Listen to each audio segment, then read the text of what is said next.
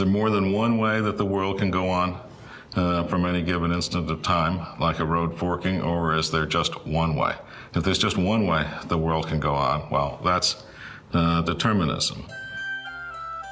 In the 17th century, Sir Isaac Newton's theory of mechanics proposed that all objects made up of material particles are governed in their behavior by the universal laws of motion and attraction.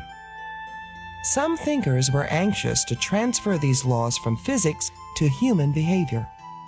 The scientific advances of the 16th and 17th century rendered it plausible that causal determinism is true.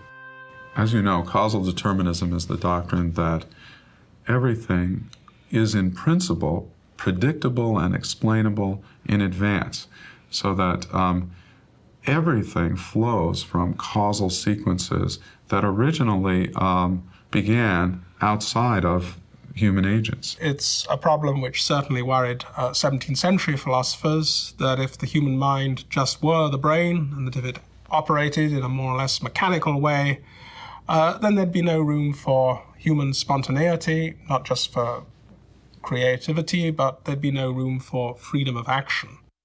If determinism is true, then the present state of the world is a consequence of the way of two things.